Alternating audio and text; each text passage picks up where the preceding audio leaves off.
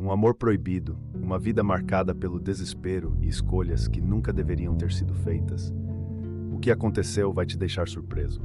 O romance entre um sacerdote respeitado e uma jovem imigrante ilegal parecia uma chance de redenção, mas terminou em uma tragédia que destruiu vidas e abalou uma cidade inteira. Você já sentiu o peso de decisões que parecem não ter saída? Nesta história, revelamos como os segredos e os limites ultrapassados levaram ao ponto sem retorno.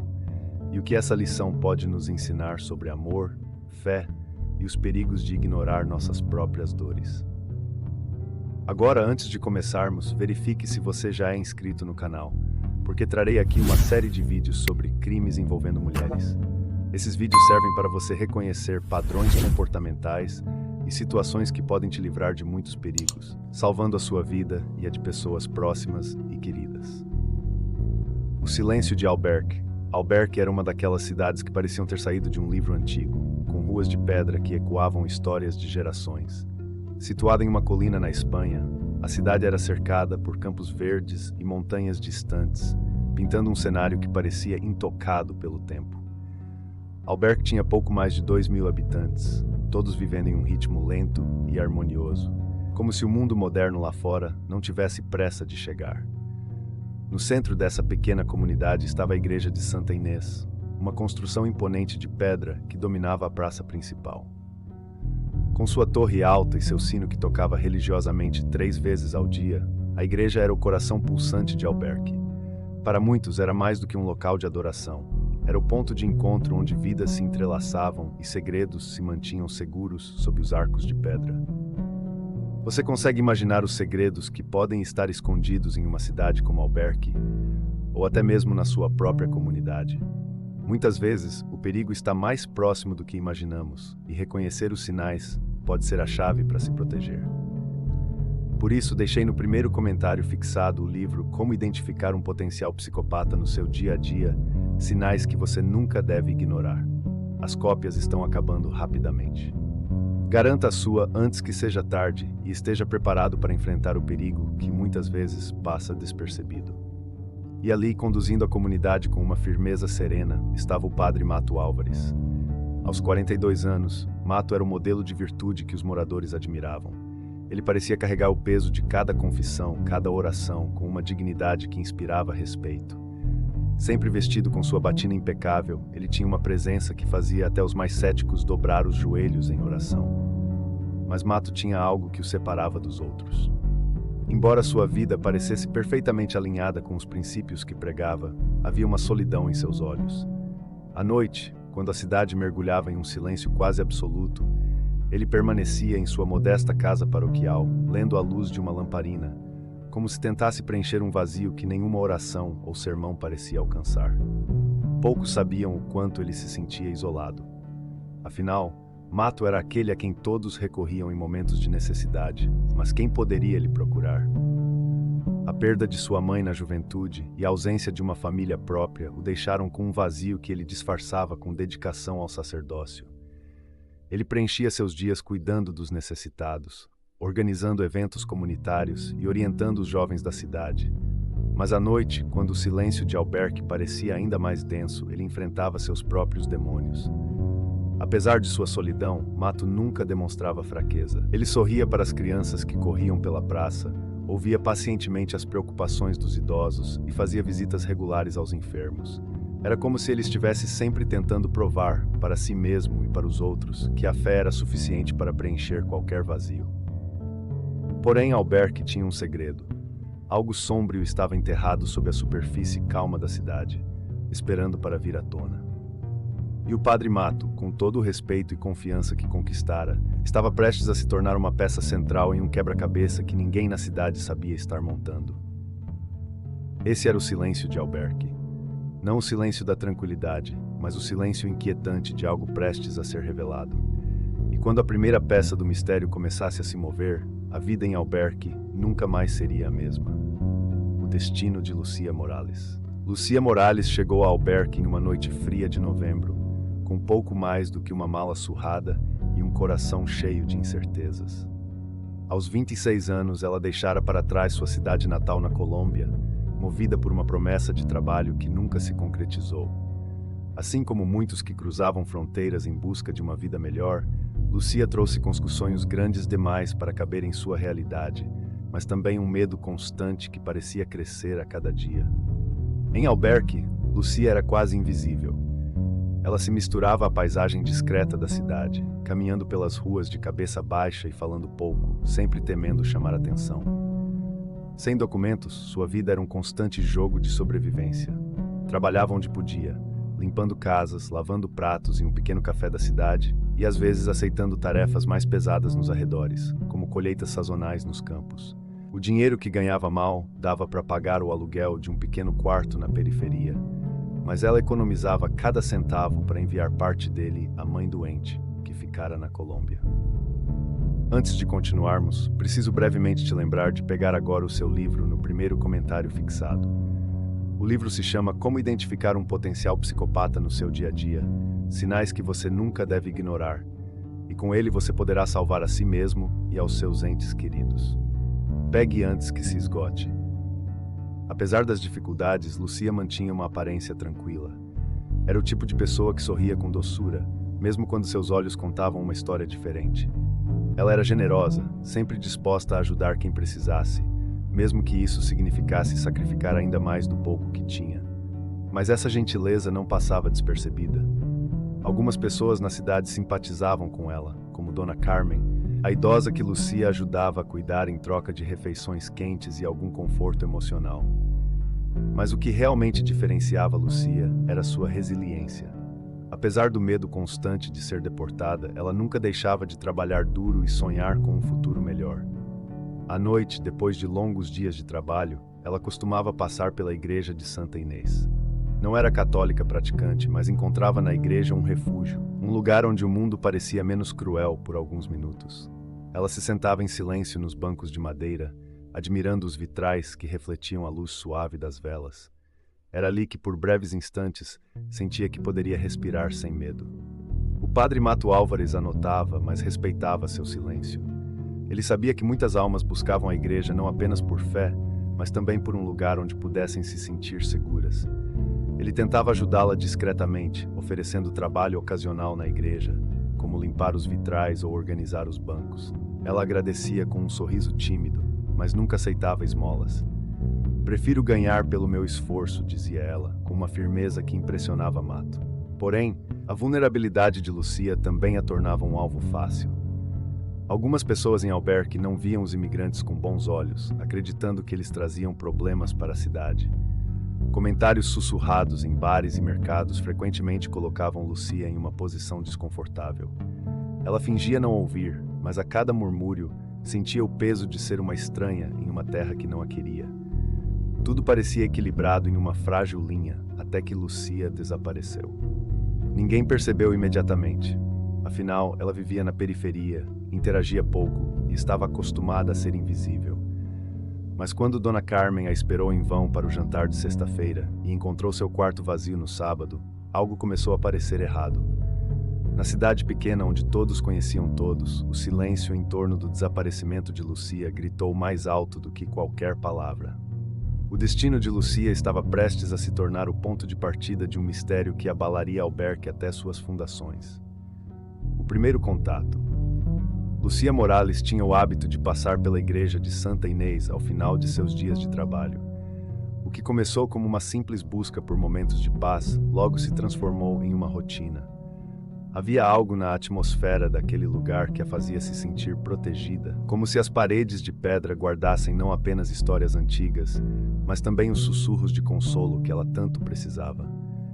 A igreja ficava especialmente bela no final da tarde. A luz dourada do sol atravessava os vitrais, projetando cores vivas nos bancos de madeira e no altar. Lucia sempre escolhia um canto discreto, longe dos olhares curiosos. Para ela, estar ali não era apenas uma questão de fé, mas uma tentativa de encontrar um refúgio para sua alma cansada. O padre Mato Álvares notou sua presença desde a primeira vez. Ela não era como os outros fiéis, que vinham cumprindo uma rotina religiosa. Havia algo diferente em Lucia. Talvez fosse o olhar inquieto que ela lançava à porta a cada poucos minutos, como se estivesse pronta para fugir a qualquer instante. Ou talvez fosse o fato de que, mesmo tão reservada, Ela parecia se abrir um pouco mais a cada visita, como se estivesse criando coragem para algo. Foi durante uma tarde silenciosa, quando a igreja estava quase vazia, que Lucia finalmente decidiu se aproximar. Ela caminhou hesitante até o confessionário, suas mãos tremendo levemente enquanto abria a porta. Do outro lado, Mato ajustou sua postura, sentindo a tensão na atmosfera. "Padre, posso falar com o senhor?" A voz de Lucia era baixa, quase um sussurro. "Claro, filha. Estou aqui para ouvir você", respondeu Mato com sua habitual calma. Lucia hesitou, como se cada palavra que estivesse prestes a dizer fosse uma barreira difícil de superar. Mas então, em um fluxo repentino, ela começou a falar. Falou sobre sua jornada da Colômbia até Albuquerque, sobre os subempregos que a mantinham em constante exaustão e sobre o medo paralisante de ser deportada. Havia dor em suas palavras, mas também uma força que impressionava Mato. Ele ouviu atentamente, sem interromper, deixando que ela esvaziasse o coração. "Eu só.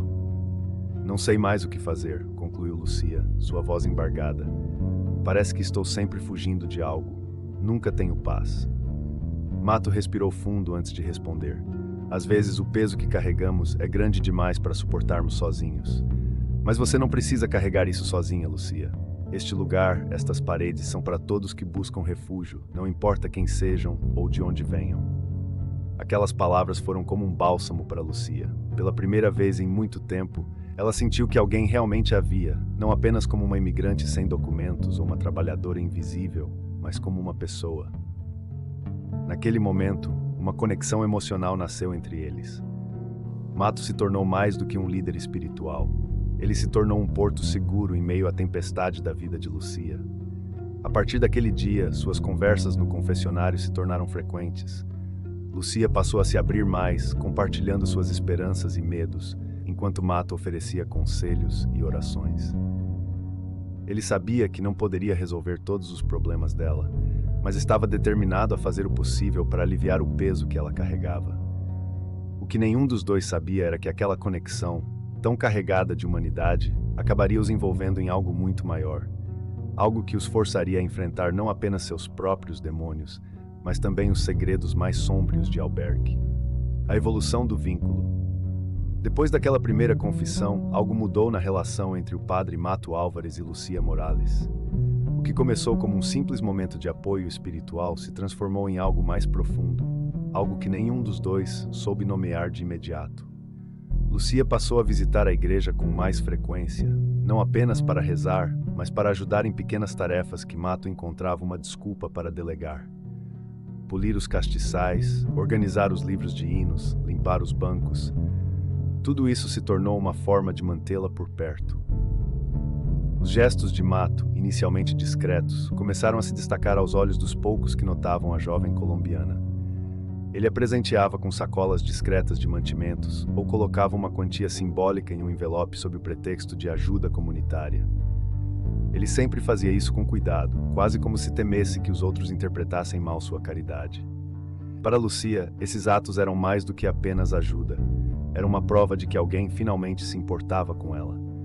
"Você não precisa fazer isso, padre", dizia Lucia, com um sorriso tímido. "Eu me viro." "E eu também faço isso por mim", respondia Mato, sua voz carregando uma sinceridade que deixava Lucia sem palavras. Ele justificava suas ações como parte de sua missão, mas no fundo, começava a perceber que sua motivação ia além do dever. Com o passar do tempo, os encontros entre eles começaram a se tornar mais pessoais. Mato fazia questão de escutar Lucia não apenas como confidente, mas como alguém genuinamente interessado na mulher por trás das dificuldades. Ele perguntava sobre sua vida na Colômbia, sobre a mãe que ela sustentava à distância, sobre seus sonhos e medos.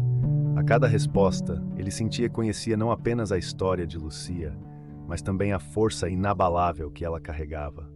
Lucia, por sua vez, começou a enxergar Mato de forma diferente. O respeito que sentia por ele como padre deu lugar a uma admiração por sua humanidade. Ele não era apenas o homem da batina, era alguém que a fazia sentir vista e valorizada, algo que ela raramente experimentara desde que deixara sua terra natal. O vínculo entre eles evoluiu de forma natural, mas também carregava uma tensão que ambos evitavam reconhecer. Mato, em particular, sentia o peso de seus sentimentos crescendo a cada dia. Ele passava noites em oração, pedindo discernimento, tentando convencer a si mesmo de que o que sentia era puramente platônico, um reflexo de sua preocupação com uma alma necessitada. Mas quando Lucia entrava na igreja, trazendo consigo aquele sorriso tímido e uma presença que iluminava até os cantos mais sômbrios, Mato sabia que algo dentro dele estava mudando. Ele começou a buscar desculpas para vê-la fora da igreja.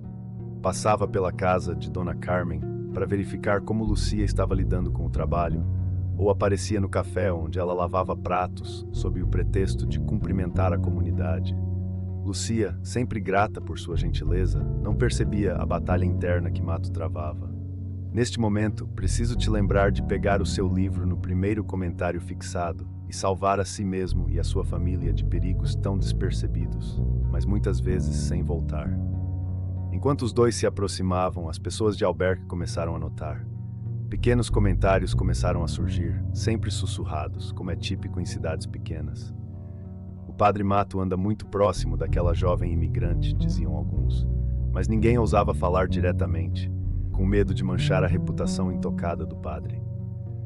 Mato, apesar de sua serenidade aparente, estava cada vez mais dividido. Ele se perguntava até onde aquilo poderia ir antes que cruzasse uma linha invisível que não poderia ser desfeita. E Lucia, embora grata por sua bondade, começou a perceber algo nos olhos de Mato que a fazia questionar suas intenções.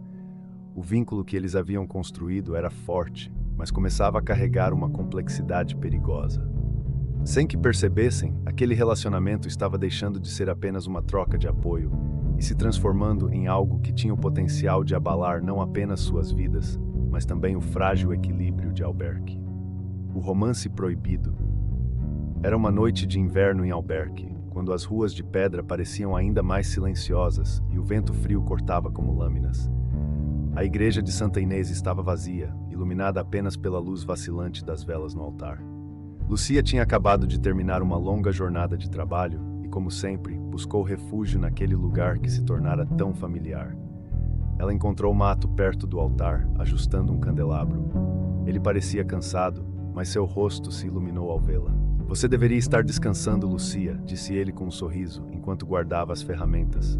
Está tarde. Eu precisava de um momento de paz, respondeu ela, se aproximando. Aqui é o único lugar onde me sinto segura. Mato a observou enquanto ela se sentava em um dos bancos da frente. Havia algo naquela noite que parecia diferente. Talvez fosse o silêncio absoluto ou a forma como a luz das velas destacava o rosto de Lucia, mostrando um misto de exaustão e determinação. Ele sentou-se ao lado dela, mantendo um leve espaço entre os dois, mas o silêncio que compartilhavam parecia mais íntimo do que qualquer conversa. Lucia, começou ele, hesitante. Você sabe que sempre pode contar comigo, não sabe? Ela virou-se para ele e seus olhos se encontraram. Eu sei, padre. Você tem sido a única pessoa que realmente me escuta, que realmente se importa. O que aconteceu a seguir parecia inevitável. Mato estendeu a mão para tocar a dela, um gesto que até aquele momento sempre fora carregado de um afeto cuidadoso e paternal. Mas desta vez, ao invés de recolher a mão rapidamente, ambos permitiram que o toque se prolongasse. O calor do contato parecia romper as barreiras invisíveis que haviam mantido seus sentimentos contidos até então. Mato, Lucia sussurrou, sua voz carregada de emoção, usando o nome dele sem o título pela primeira vez. Eu não devia. Ele respondeu, quase em um murmúrio, mas sem afastar a mão. Isso não é? Certo. No entanto, nenhuma palavra de repreensão ou culpa foi dita. Ao invés disso, o gesto inocente evoluiu em um instante carregado de significado. Mato inclinou-se levemente e Lucia fez o mesmo. Era como se todo o peso do mundo tivesse desaparecido naquele momento, deixando apenas os dois e o silêncio acolhedor da igreja. O beijo foi breve, hesitante, mas cheio de emoções reprimidas. Quando se afastaram, os dois ficaram em silêncio, ambos cientes da linha que haviam cruzado. Mato desviou o olhar, lutando contra o turbilhão de pensamentos que o consumia. Lucia, por sua vez, parecia dividida entre a culpa e a alegria de ter finalmente permitido que seus sentimentos viessem à tona. Mato, começou Lucia, mas ele a interrompeu, segurando sua mão com mais firmeza. Não diga nada, por favor. Eu preciso pensar. Ele se levantou abruptamente e começou a andar pelo altar, suas mãos passando pelo cabelo enquanto tentava organizar os pensamentos. Mato sabia o que aquilo significava. Sabia que os votos que havia feito como sacerdote estavam em risco, que sua posição na comunidade poderia ser destruída se alguém descobrisse. Mas acima de tudo, ele sabia que não podia mais negar o que sentia por Lucia. A partir daquela noite, o relacionamento deles tomou um rumo novo e perigoso. Eles começaram a se encontrar em segredo, longe dos olhares curiosos de Alberque.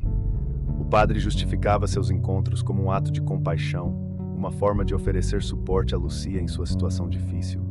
Mas no fundo ele sabia que aquilo não era mais sobre compaixão. Era algo muito maior, algo que ele nunca tinha sentido antes. Lucia, por sua vez, estava dividida. Por um lado, ela sabia o risco que Mato corria ao se envolver com ela. Por outro, era a primeira vez que alguém a fazia sentir-se amada e valorizada de forma tão intensa. Eles eram como dois mundos colidindo, tentando encontrar equilíbrio em um cenário que parecia destinado ao desastre. A tensão crescia a cada encontro.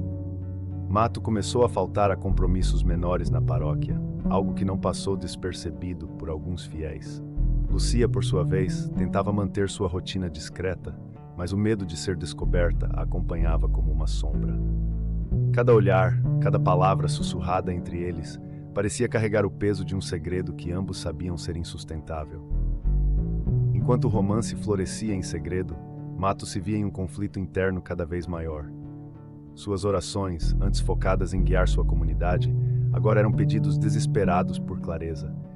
Ele questionava se poderia continuar como sacerdote, se estava traindo não apenas sua fé, mas também as pessoas que confiavam nele. O que começou como um vínculo de empatia e compaixão evoluiu para algo proibido e avassalador. E no fundo, ambos sabiam que estavam dançando em uma linha perigosa, prestes a se romper. O que eles não podiam prever era como aquele romance secreto se tornaria o epicentro de um mistério que mudaria Alberque para sempre. O declínio da aparência pública. Aos olhos da comunidade de Alberque, o padre Mato Álvares sempre fora um pilar de estabilidade e virtude. Era o tipo de líder espiritual que sabia o nome de cada fiel, fazia questão de visitar os doentes e estava sempre disponível para aconselhar aqueles em busca de orientação. Mas com o passar do tempo, uma mudança sutil começou a se tornar evidente. Mato, que antes era conhecido por sua energia e presença constante, começou a parecer distraído. Durante as missas, suas homilias, antes eloquentes e inspiradoras, passaram a ser curtas e mecânicas, como se ele estivesse apenas cumprindo um dever. Ele frequentemente se perdia em pensamentos, olhando para o vazio, enquanto a congregação esperava por palavras que não vinham. Era como se o padre que todos conheciam estivesse desaparecendo lentamente. Os primeiros a notar foram os fiéis mais assíduos. Dona Carmen, que nunca perdia uma missa, comentou com as amigas no mercado: "O padre Mato parece cansado. Você viu como ele estava ontem? Até esqueceu de abençoar a água benta no início da celebração." Outros começaram a concordar, e logo os murmúrios discretos se transformaram em conversas mais amplas. "Ele anda muito estranho", dizia um. "Será que está doente?", especulava outro. "Ou talvez esteja passando por alguma crise de fé", arriscava um terceiro. Esses rumores não demoraram a se espalhar pelas ruas de Alberque. Em uma cidade tão pequena, onde as vidas das pessoas estavam profundamente entrelaçadas, qualquer mudança de comportamento chamava atenção. Mas o que poucos sabiam era que a inquietação de Mato não tinha nada a ver com uma crise de fé convencional. A verdade era que ele estava sendo consumido por um conflito interno. Todas as noites, quando a cidade adormecia, Mato se ajoelhava diante do altar em uma luta silenciosa entre seus votos e seus sentimentos por Lucia. Ele pedia perdão, clareza, força para resistir às tentações que agora governavam seus pensamentos. Mas ao mesmo tempo encontrava desculpas para continuar vendo Lucia, para justificar as emoções que o dominavam. Esses sentimentos começaram a impactar não apenas sua postura na igreja, mas também sua interação com os outros. Ele começou a evitar conversas prolongadas com os fiéis, com medo de que pudessem perceber sua vulnerabilidade. Seus gestos se tornaram mais apressados, suas visitas aos doentes menos frequentes. Mesmo aqueles que ele antes atendia com paciência notaram sua mudança. "Padre, o senhor está bem?", perguntou Dona Rosa, uma das frequentadoras mais antigas da igreja. "Sim, estou bem, Dona Rosa. Apenas muitos pensamentos ultimamente", respondeu ele, com um sorriso forçado que não convencia ninguém. Enquanto isso, Lucia também começava a sentir o peso do segredo que compartilhavam. Ela notava a tensão crescente em Mato, mas não sabia como ajudá-lo. Sempre que sugeria se afastar, ele a interrompia, insistindo que eles poderiam lidar com aquilo juntos. Mas a realidade era que ambos estavam presos em uma teia de emoções e responsabilidades que parecia apertar mais a cada dia. Os rumores continuaram a crescer. Alguns diziam que Mato estava sobrecarregado com as responsabilidades da igreja. Outros sugeriam que ele escondia algum problema pessoal. Ninguém ousava confrontá-lo diretamente, mas o clima de desconfiança começava a pairar sobre Santa Inês. E em uma comunidade tão devota, onde o padre era visto como um símbolo de moralidade, qualquer deslize era amplificado. Mesmo assim, Mato tentava manter as aparências. Continuava a celebrar as missas, a oferecer conselhos nos confessionários, mas aqueles que prestavam atenção percebiam que algo estava errado. Seu olhar parecia mais pesado, como se carregasse um fardo invisível. E suas mãos, que antes se moviam com firmeza ao rear os rituais, agora tremiam levemente, como se denunciassem o peso de seus conflitos internos. Enquanto a comunidade especulava, uma pergunta pairava no ar. O que estava acontecendo com o padre Mato? E, embora ninguém soubesse a resposta, todos sentiam que algo sombrio estava se aproximando, como uma tempestade prestes a romper o silêncio de Albuquerque. Se essa história faz você refletir sobre os dilemas que muitos enfrentam em silêncio, deixe seu like. Ao fazer isso, você nos ajuda a levar essa mensagem poderosa a mais pessoas que também podem estar carregando fardos invisíveis. Juntos, podemos espalhar empatia e reflexão sobre escolhas difíceis e suas consequências. Faça parte dessa corrente. Cada like é uma luz nesse caminho. A escalada das exigências. Com o passar dos meses, o relacionamento entre Lucia e Mato começou a mudar. O que antes era um refúgio emocional para ambos começou a se tornar uma relação carregada de tensões e expectativas. Lucia, que inicialmente via Mato como um apoio espiritual e uma figura de proteção, começou a perceber o quanto ele estava disposto a fazer por ela. E em sua situação de vulnerabilidade, começou a exigir mais. "Eu não posso continuar vivendo assim, Mato", ela disse certa noite, enquanto os dois estavam no pequeno escritório da igreja, longe dos olhares curiosos. "Todo dia é um risco. Cada vez que saio de casa, tenho medo de ser presa, de ser mandada de volta para a Colômbia." Mato a olhava em silêncio, o peso de suas palavras apertando seu peito. Ele sabia que Lucia não estava errada. Sua condição de imigrante indocumentada a colocava em constante perigo, e ele era uma das poucas pessoas em Albuquerque que conheciam a extensão de sua luta. "Eu entendo, Lucia", respondeu ele com a voz baixa e cansada. "Mas o que você está pedindo não é tão simples." O que Lucia pedia era algo que Mato nunca imaginou precisar considerar: apoio financeiro constante e ajuda para obter documentos legais falsificados que a permitissem viver em paz. Ela não o fazia por maldade ou manipulação, mas por desespero. Sua vida em Albuquerque era uma corda bamba, e a única coisa que lhe dava alguma estabilidade era o vínculo com o Mato. Porém, para ela, isso já não era suficiente.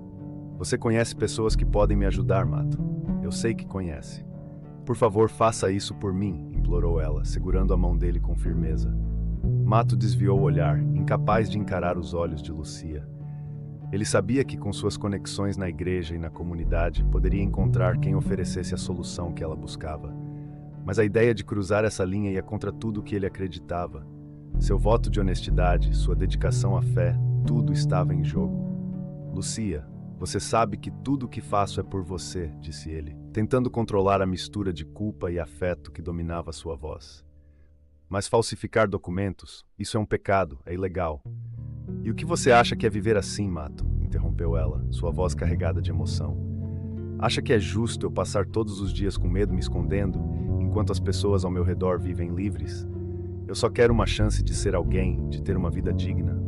É pedir muito?" O silêncio que seguiu foi ensurdecedor. Mato sabia que ela tinha razão.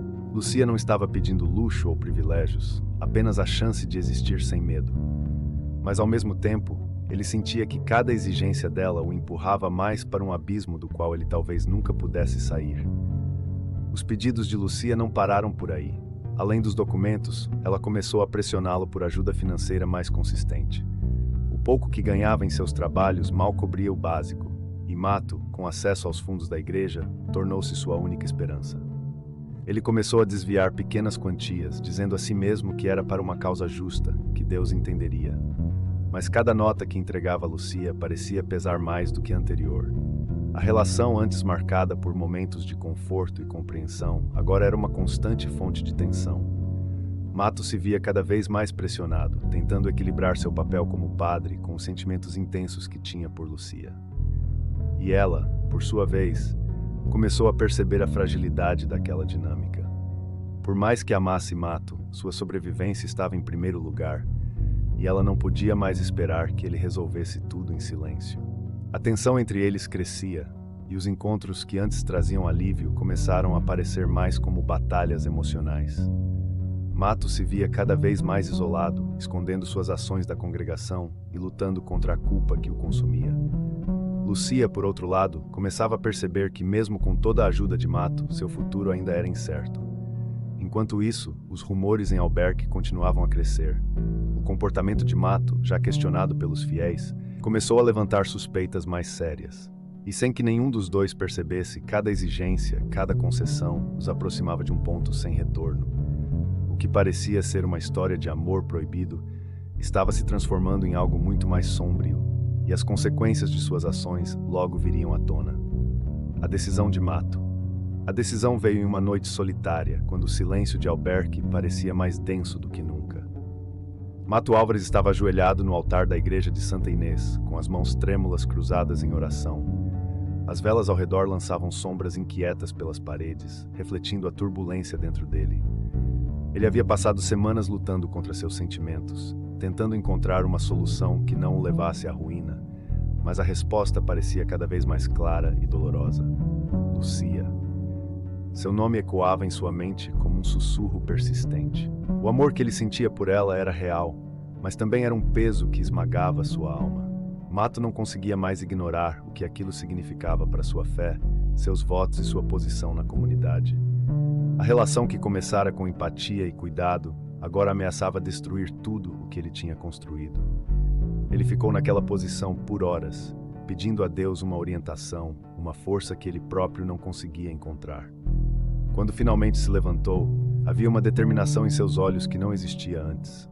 Ele sabia o que precisava fazer, mesmo que isso significasse partir o próprio coração. Na noite seguinte, Mato chamou Lucia para encontrá-lo no jardim da igreja, um lugar isolado que eles usavam para suas conversas mais privadas. O ar estava gelado e as estrelas brilhavam intensamente no céu escuro, mas nenhuma beleza natural podia amenizar o peso daquela conversa. Lucia, obrigado por vir, disse Mato, tentando manter a voz firme, mas falhando em esconder a dor em suas palavras. Por que tanto mistério, Mato? Você parece diferente, respondeu ela, olhando-o com preocupação. Ele respirou fundo, buscando forças para continuar. Eu preciso falar com você sobre algo importante, algo que está me consumindo. Lucia inclinou-se ligeiramente, como se quisesse diminuir a distância emocional que sentia se formar entre eles. Diga.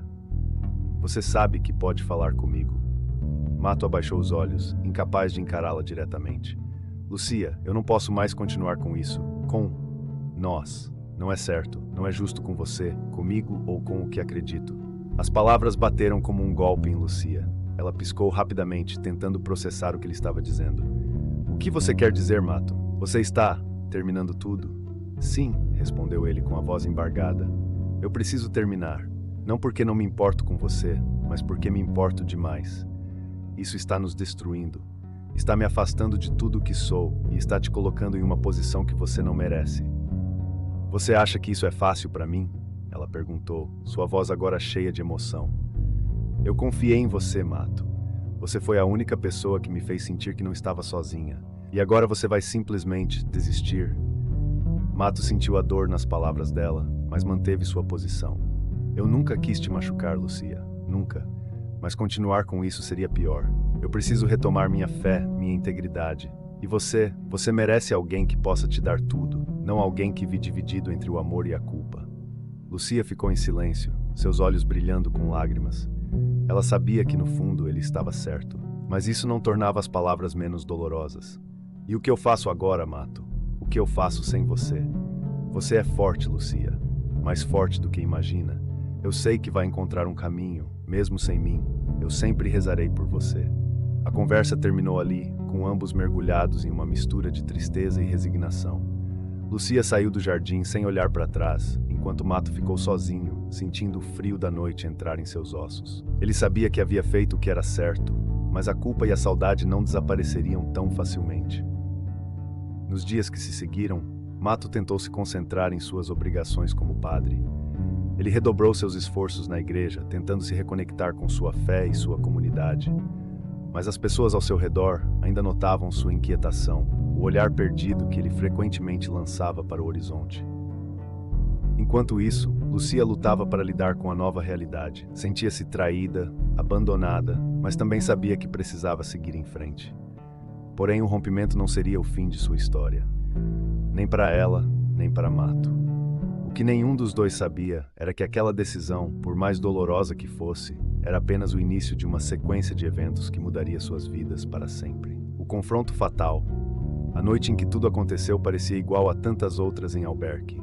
O vento assobiava entre as ruas de pedra e a igreja de Santa Inês, iluminada pelas velas do altar, mantinha sua presença silenciosa no centro da cidade. Mas dentro da reitoria, a calmaria era apenas aparente. Um encontro, marcado pelo peso de decisões recentes, estava prestes a se transformar em tragédia. Lucia entrou pela porta lateral, onde Mato a esperava. Ele tinha deixado a luz do escritório acesa, como se o brilho quente da lâmpada pudesse suavizar a tensão inevitável daquela conversa. Lucia estava visivelmente agitada, seus passos rápidos e o rosto marcado por uma mistura de raiva e desespero. Mato, sentado atrás de sua mesa de madeira escura, parecia tão cansado quanto determinado. "Por que me chamou aqui, Mato?" perguntou Lucia, sua voz cortante. "Depois de tudo, o que mais você tem para dizer?" Ele respirou fundo, apoiando as mãos na mesa, tentando manter a calma. "Eu precisava vê-la para explicar, para deixar claro que minha decisão não foi contra você, Lucia. Foi por nós dois. Eu não podia mais continuar com isso." "Com isso?" ela repetiu, sua voz subindo. "Você chama o que tivemos de isso? Tudo o que fizemos, tudo o que compartilhamos, reduzido a uma palavra fria e insignificante?" Mato se levantou lentamente, tentando apaziguar a situação.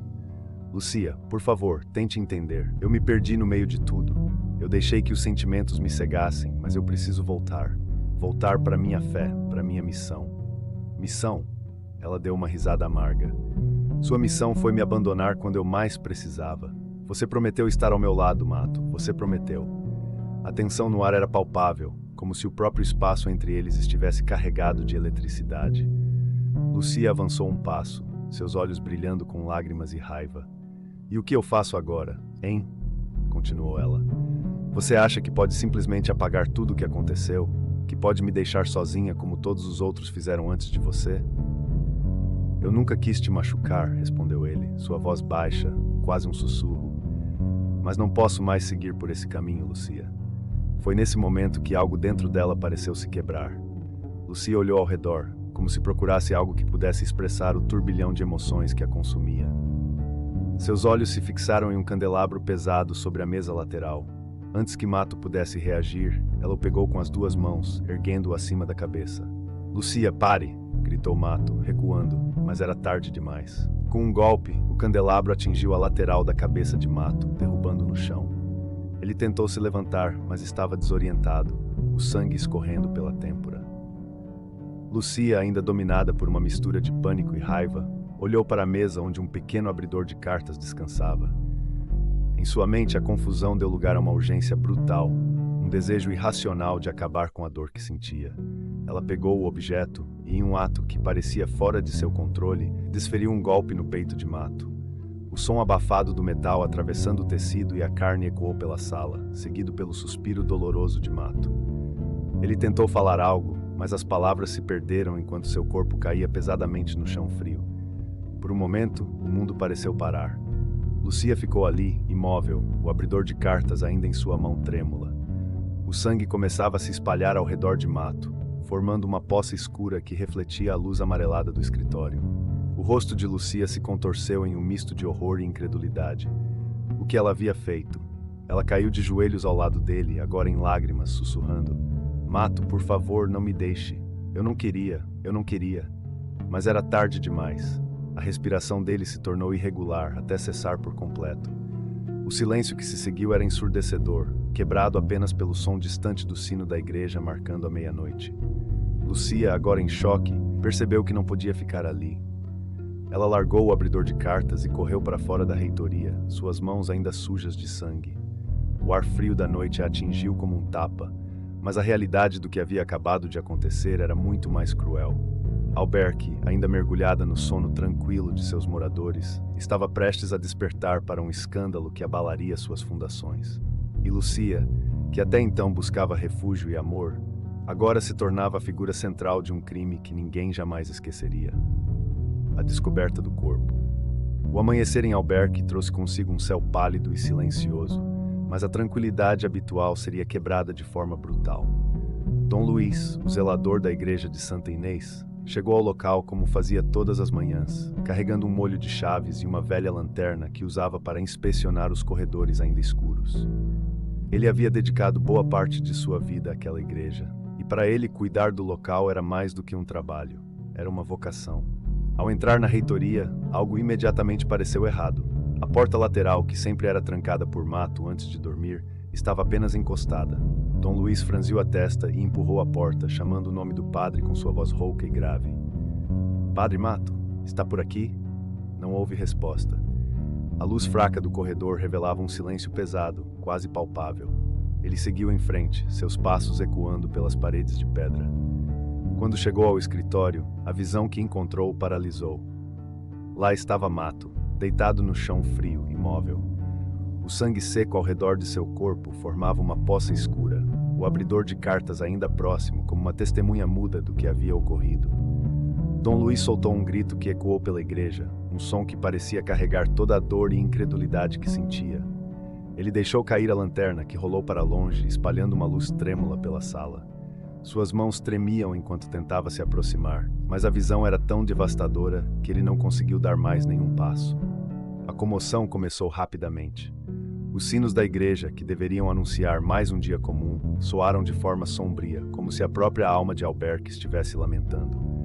Os moradores, ainda sonolentos, saíram às ruas, atraídos pelos murmúrios de Dom Luís e pelo som inconfundível de uma tragédia. "É o Padre Mato!" Alguém gritou, e aquelas palavras cortaram o ar como uma lâmina. Em questão de minutos, a praça em frente à igreja estava tomada por uma multidão, cada rosto marcado por uma mistura de choque e tristeza. Alguns choravam abertamente, outros permaneciam em silêncio, tentando processar o que parecia impossível. A polícia local foi chamada, mas em uma cidade tão pequena, os recursos eram limitados. O chefe da delegacia, Martim Delgado, chegou ao local com 2 subordinados, ambos claramente desconfortáveis diante da gravidade da situação. Martim era um homem experiente, mas mesmo ele parecia abalado ao entrar na reitoria e ver o corpo de Mato. "Que Deus nos ajude", murmurou ele, fazendo o sinal da cruz antes de começar sua inspeção. A cena era cuidadosamente analisada. O candelabro fora de lugar mostrava sinais de ter sido usado como arma. O abridor de cartas, com vestígios de sangue, era a prova mais evidente do ato brutal. Mas além disso, não havia sinais de arrombamento ou luta prolongada. Era como se o assassino tivesse entrado e saído sem grandes obstáculos, o que apenas aumentava o mistério. Enquanto isso, os moradores de Alberque se entregavam à especulação. Quem poderia fazer algo tão horrível? Perguntavam uns aos outros. Para muitos, Mato era a personificação da bondade e da virtude, alguém que nunca havia feito inimigos. Mas para outros, sua recente mudança de comportamento começava a ganhar uma nova perspectiva.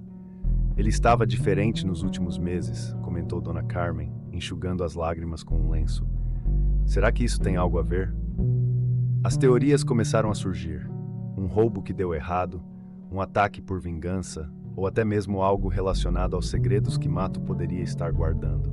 Cada morador parecia ter uma hipótese, mas nenhuma fazia sentido completo. Lucia, por sua vez, assistia ao caos de longe. Escondida em seu pequeno quarto na periferia, ela ouvia os sinos e os murmúrios que se espalhavam pelas ruas. Seu coração batia tão rápido que parecia ecoar em seus ouvidos. Ela sabia o que havia feito, mas ainda não conseguia acreditar que tinha chegado a esse ponto. As manchas de sangue em suas mãos haviam sido lavadas, mas o peso de sua culpa continuava impregnado em sua pele. A descoberta do corpo de Mato mergulhou Alberque em um estado de luto coletivo, mas também abriu as portas para uma investigação que revelaria segredos que a cidade nunca imaginou existir. Enquanto isso, A pequena comunidade, antes unida pela fé e pela tranquilidade, agora se via dividida entre o sofrimento e a busca por respostas. E no centro de tudo, o mistério de quem havia tirado a vida do Padre Mato começava a se desenrolar. O início da investigação. A investigação sobre a morte do Padre Mato Álvares começou na manhã seguinte, enquanto Alberque ainda digeria a notícia devastadora. O pequeno escritório da reitoria, agora isolado por fitas de advertência, tornou-se o epicentro de um mistério que prometia abalar a cidade até suas fundações. O chefe de polícia, Martim Delgado, era um homem meticuloso e sério, conhecido por sua dedicação à verdade, mas até ele parecia pressionado pelo peso deste caso. O assassinato do padre não era apenas um crime, era uma profanação para a comunidade profundamente religiosa. Nada pode ser deixado ao acaso aqui, Martim disse à sua equipe enquanto começavam a coletar evidências. A cidade inteira vai esperar respostas rápidas e precisamos encontrá-las. O cenário do crime revelava mais do que parecia à primeira vista. O candelabro pesado, com manchas de sangue seco, estava deslocado de seu local usual, como um grito silencioso do ato violento que havia ocorrido. Próximo ao corpo, o abridor de cartas, ainda com resquícios de sangue, tornava-se uma peça-chave. Mas foi durante a busca minuciosa no escritório que a polícia encontrou algo que mudou o rumo da investigação. Entre os documentos na mesa do Padre Mato, havia uma gaveta trancada. Quando aberta, revelou um pequeno maço de cartas, amarradas com um cordão simples. As letras escritas em papel barato mostravam sinais de uso frequente, como se Mato tivesse lido e relido cada uma delas. O conteúdo, no entanto, foi o que chamou a atenção de Martim e sua equipe. Querido Mato, você é a única luz na minha vida. Eu sei que nosso amor é proibido, mas não consigo evitar. Obrigada por tudo que faz por mim. Um dia espero que possamos viver livres desse peso. Essas palavras, entre outras, eram de Lucia Morales, cujo nome aparecia assinando as cartas. O tom apaixonado e desesperado das mensagens começou a formar um quadro claro para os investigadores.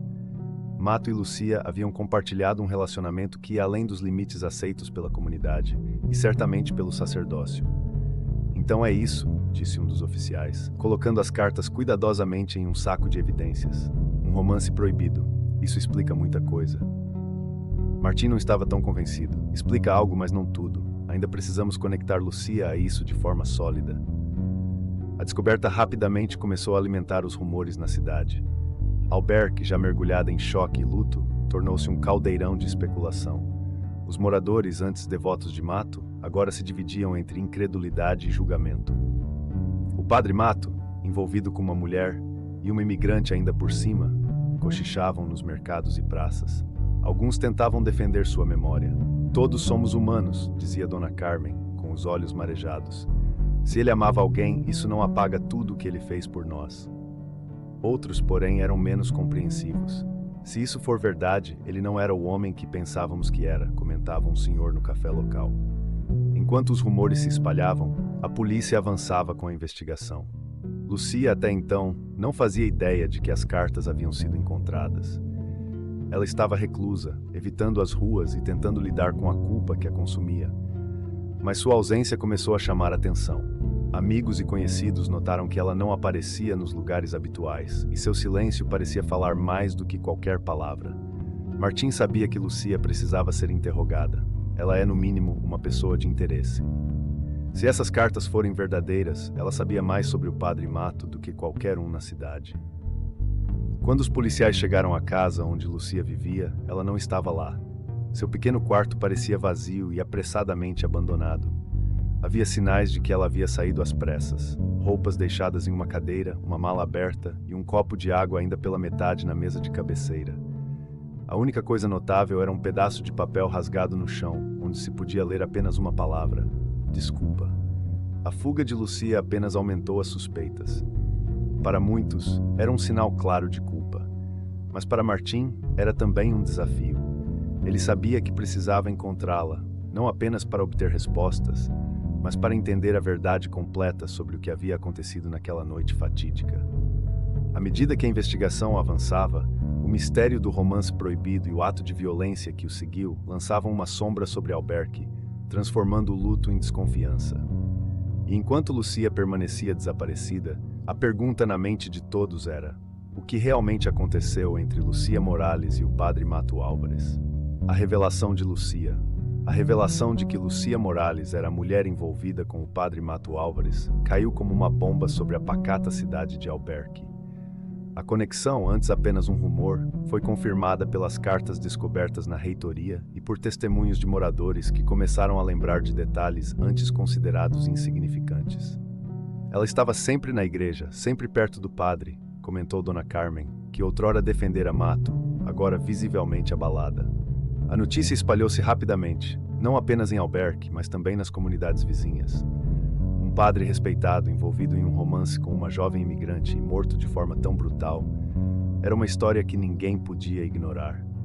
Os moradores, divididos entre luto e indignação, passaram a questionar tudo o que sabiam sobre Mato. Para alguns, ele era uma vítima trágica de suas emoções. Para outros, um homem que traiu sua fé e sua comunidade.